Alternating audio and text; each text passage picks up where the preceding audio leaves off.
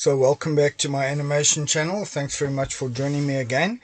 In the previous video, this is the second of three, I described how I made this animation for a client, and I'm making 3 videos here of how I went about it, my work process. So please check out the previous video and the one after this. This is the middle one, and in this one we'll be covering the head turn and the leg cock and also the tail wag. So let's have a look at what we have already. We got the jump in, jump out, and we just want to select that middle frame there, and we're going to insert our head turn here. So we just copy it and then paste it into a new frame, and we can start doing our head turn. What I like to do, which you probably already know, is to do a lot of copy and paste. So just copy what's there, paste it, and then just go and adjust it and move it around. It helps in that it keeps the volume, especially if you're doing something like a head. It has volume. As it turns, you try and keep that consistent, obviously, but here, as the dog's starting to look towards us, that volume is changing, so we have to resort to a bit of drawing, also adjusting the stuff that is coming around from the other side, like the ear from the side will be different to the front view. So you can't do copy and paste all the way around, but I certainly like to start with it and then work from there. You can go a long way just with what you have, and then towards the end, when it starts to change radically, you can start drawing in, or at least that's the way I do it. So the dog's almost looking towards us. He's got a big floppy ear on the left there, adjusting his eyebrows now, and I think it's almost there.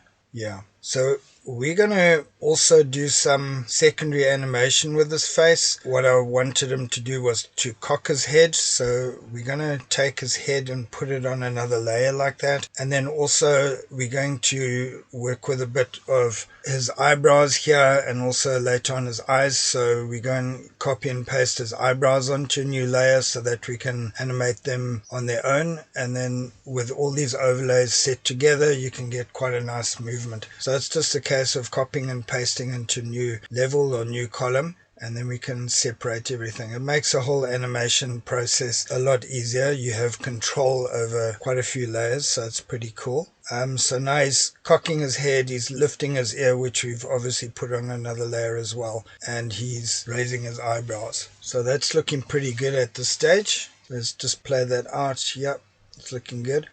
Now let's do the same to his eyes. So separate them, copy them, and paste them onto a new layer or new column. We can go and change the shape of the eyes so that as his eyebrows are lifting, his eyes are also lifting with them, or they're becoming taller, wider, taller. So we can do that again on another layer, and it's much easier to control like that.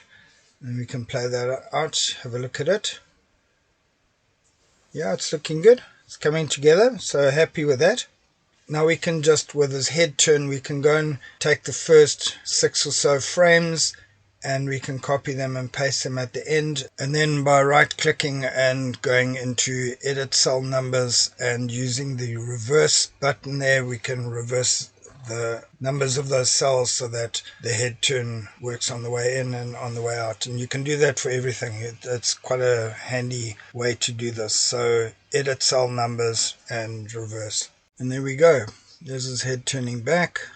And now we need to do the leg cock. So let's separate the body and let's copy a frame of the body again without the head, and let's paste it into a new level or new column, and let's go and rub out the body around it, and we create our leg that is going to be separate from the body, and we are going to cock that.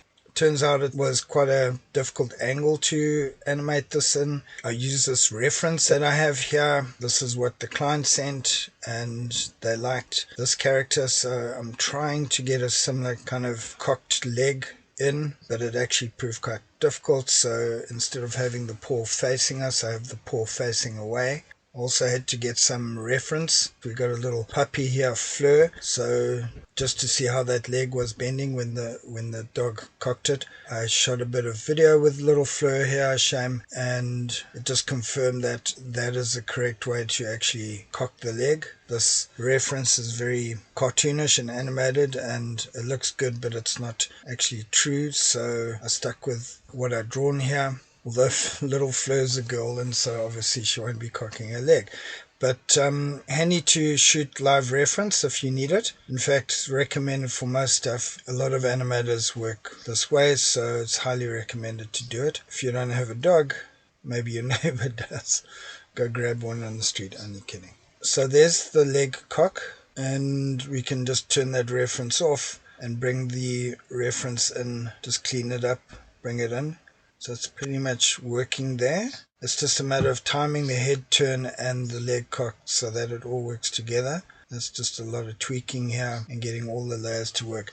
Then the other thing the client wanted was, in the one scene or the one clip, the dog's going to be wagging his tail, and in the other clip the dog's going to be cocking his leg and obviously urinating. So that was quite fun to do, just another layer, and draw these drops of urine coming out and also a bit of a splash. It actually is yellow, but it's showing it black here because I've got a certain setting stuck on.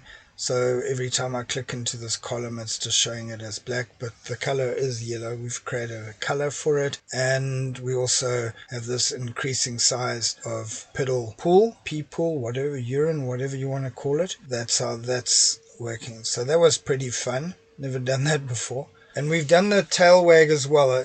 I didn't record that, but the tail wag is in. I found that very stiff. I was just using a lot of copy and paste there again. And towards the end, I actually went and changed the whole thing just to get a more natural wag. And right here, I'm just doing a bit of adjustment with the eyebrows. They're coming down a little bit. So you see, if you've got them on separate layers like this, you really can play with it quite a lot and control the gestures and the acting of the dog, the face, etc. So I highly recommend to split them into separate layers. And that's it for now. So that's basically the dog in the line form, and in the next video we'll be adding color and we'll be doing all the exporting into GIFs that the client can use. So please look out for the third part of this. And also look out for my Animating with OpenToonz course, links in the bio. If you haven't subscribed to my channel, please go ahead and do that. And also, if you'd like to receive some newsletters from the channel, please go and subscribe to that. And otherwise, thanks very much for joining me, and I hope to see you again real soon. All the best and happy animating out there.